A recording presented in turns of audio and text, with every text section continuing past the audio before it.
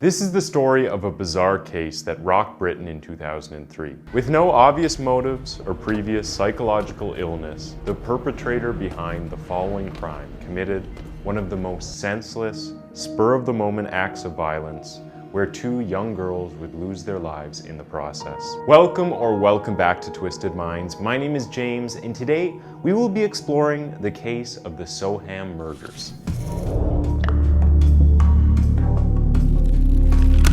The story begins at around 11 a.m. on August 4th, 2002, when 10-year-old Jessica Chapman left her home on Brook Street, Soham, to visit her best friend, Holly Wells, at Red House Gardens. At the Wells house, both girls and a third friend named Natalie Part played video games for a while before Natalie left to go home in the afternoon.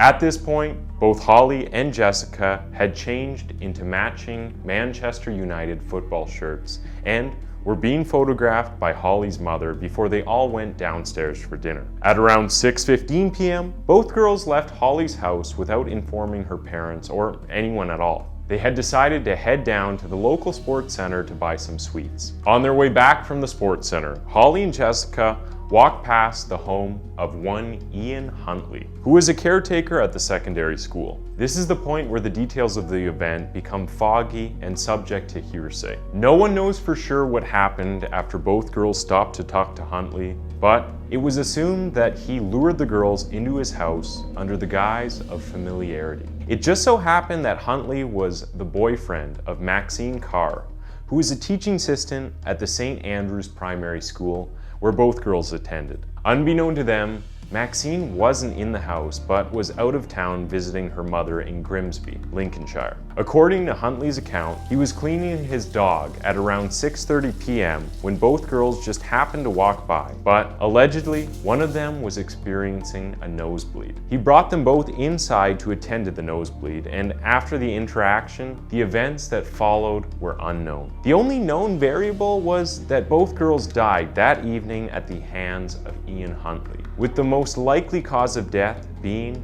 asphyxiation. Meanwhile, at the Wells residence, Holly's mother entered her daughter's room to discover both girls were nowhere inside the house. Panicking, Holly's mother searched the rest of the house with the help of Holly's big brother and other house guests present at the time. At about 8:30 p.m., Jessica's parents were already on edge, wondering why their daughter wasn't back home yet. A few minutes later, they received a call from the Wells residence asking them if the girls were at their home, at which point it was concluded that both girls were missing. Holly and Jessica were reported missing by their parents by 9:55 p.m., according to the police. The local authorities wasted no time in organizing a search for the missing girls, and in under a few hours, more than 300 officers were deployed to join in the search efforts. They carried out intensive door-to-door searches across every house in the Soham district with the help of volunteers and community members, including some U.S. Air Force personnel stationed in the area. Early the next morning, pictures and descriptions of both girls were released to the media. The pictures had the girls in the same Manchester jerseys they wore the night they were missing. Both parents were sure their daughters wouldn't talk to strangers, as they were always warned not to do so. So, in the unfortunate event that they were taken, it would have had to have been someone they knew. To this end, police interrogated every registered sex offender in and around the surrounding areas. More than 200 registered sex offenders and pedophiles were interrogated, none of whom ended up being a suspect. 4 days after the girls went missing, CCTV footage was released showing both girls arriving at the sports center to buy sweets at about 6:28 p.m. But there was nothing beyond when they left to indicate where they were headed next. Following the released footage and pictures, tips began pouring in from people stating that they had seen both girls at some point in the evening they went missing. By some stroke of luck or just sheer irrationality, 28-year-old Ian Huntley revealed to the police on August 5th that he had a brief conversation with the little girls before they went missing. According to Huntley's formal account, the girls had walked up to him while he was outside his front door cleaning his dog. They inquired if his girlfriend Maxine had gotten the full-time teaching position she applied for. He allegedly replied that she hadn't gotten the job, to which they responded, "Tell her we're sorry," before allegedly walking in the direction of a bridge down the street. Seeing as he was the last witness to see the girls, police searched his house, finding nothing incriminating except the obscenely large amount of washed clothing hanging out to dry despite the fact that it was raining. To this, Huntley told police that his house was experiencing flooding, and the clothing was used to wipe away the water. The very next day, on August 6th, Huntley went to pick up Maxine at her mother's place in Grimsby, where a neighbor noticed an odd interaction between the two. Marion Clint, a neighbor of Maxine's mother, noticed Huntley staring blankly into the trunk of his car for the longest time with Maxine beside him, bowing her head, seemingly crying. When Huntley noticed the old woman watching, he quickly closed the trunk of the car and the couple left immediately.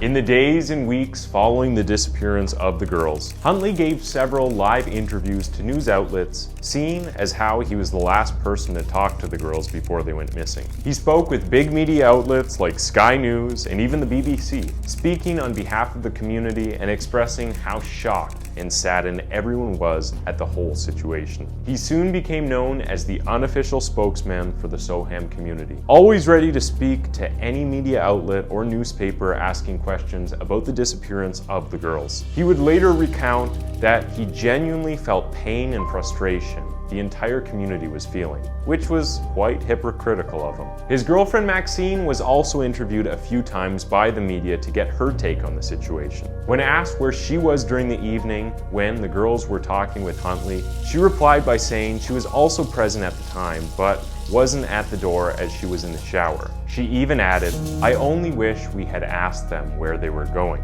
If only we knew then what we know now. Then we could have stopped them or done something about it." She said this knowing fully well that she was nowhere near the house at the time the girls allegedly came by. Leading into the second week after the disappearance and after several on-air interviews, Huntley had begun to lose weight during his interviews and was showing visible symptoms of insomnia with bags around his eyes and generally looking fatigued. He played this off by saying the guilt of being the last person to see that the girls was weighing down on him, and he even wept a few times during interviews. Suspicion began to fill the air around Huntley when he would ask very unusual questions to police during the search exercises. He regularly asked police and federal officers about the progress of the case, usually pushing for more details than the officers were willing to give. If he didn't get a favorable answer from one officer, he would move on to another. He even asked on numerous occasions how long it takes for DNA evidence to deteriorate beyond recognition. When he was questioned about his inquiries, he would often attribute it to his concern for the safety of the girls in catching whoever had abducted them. One officer in particular noticed some rather odd scratches which were vertical on Huntley's face, each of which was about 2 to 3 centimeters in length, matching finger marks. When questioned about the scratches, he simply shrugged them off to his dog. With suspicion still growing around Huntley and Maxine, they were brought in for questioning and were interrogated separately, with no contact with each other. Both of them were placed under police witness protection custody until tests and investigations on his house were completed. At this point, things began to unravel for Huntley as police began to receive several calls from Grimsby informing them that they recognized Huntley from his interviews online. They began divulging how Huntley had been accused of extreme sexual crimes only a few years back when he lived in Grimsby. They even began to unravel Maxine's story as well, stating that she wasn't in Soham on the night of the disappearance, but was really in Grimsby with her mother and partying with some of her friends. Things only got worse for the couple from there on out. Each room at Huntley's house was searched and was found to have been extensively cleaned with intensive cleaners that left a strong odor behind. Some items discovered at Huntley's house were clothes for little girls, which happened to match with the kind of clothes both girls wore the night they went missing. Among the clothes were fragments of burnt pieces of Manchester United jerseys, which the girls had worn the night they disappeared, hidden away in a bin beside Huntley's house. His car was also searched with forensic equipment, and it turned out that the car had also been recently cleaned using industrial bleaches and highly potent cleaning agents. Also, the police found mixtures of dirt, brick, and concrete, which didn't match any road in Soham or even nearby towns and communities. Both Huntley and Maxine were arrested on the 17th of August on suspicion of abduction of little Holly and Jessica.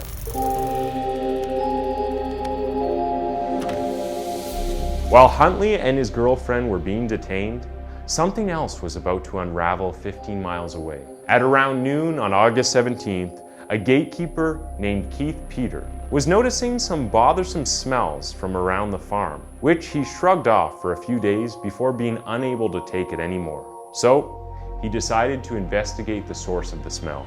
Going through all the overground bushes around the farm with his friend Peter, he made a discovery that shocked him to his bones.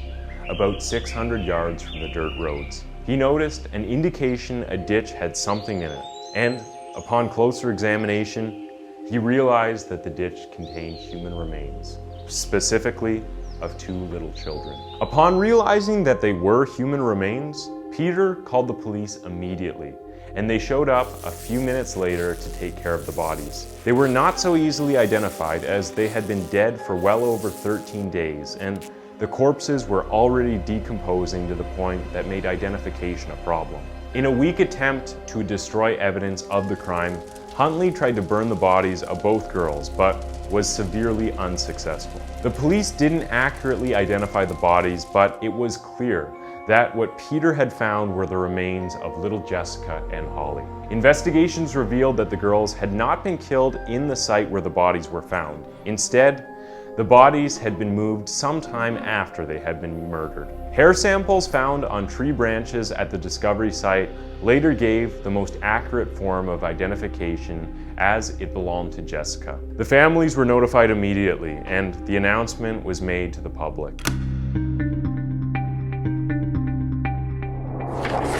While being interrogated, Huntley refrained from answering any questions posed by the police and was very elusive. He appeared emotionally detached and, in a bid to escape the system, pretended he was mentally ill by speaking incoherently and drooling while staring blankly into the walls. By law, the police referred Huntley to be evaluated by a psychologist to determine if he was mentally capable of being tried by a court. Unlike Huntley, Maxine immediately confessed to the fact that she lied about being at home the night the girls came knocking, and she was in Grimsby instead. According to her, Huntley had called her to inform her that both girls had passed by his house, and he talked to them, but was afraid that if the police found out about his previous sexual crime allegations, they would make him a suspect. So she covered for him because she was afraid that if the police found out he had a previous record of alleged sexual misconduct, he would be arrested. According to Huntley's story to Maxine, one of the girls had suffered a nosebleed, so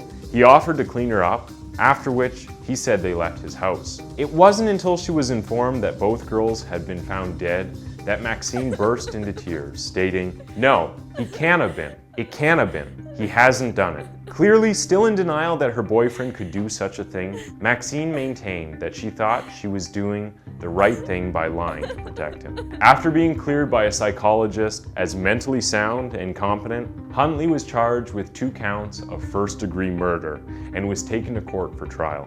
Maxine was also charged with an attempt to pervert the course of justice and 2 counts of assisting an offender. The trial for the case began in January of 2003 and lasted for almost a year, with the jury delivering its verdict on the 17th of December 2003.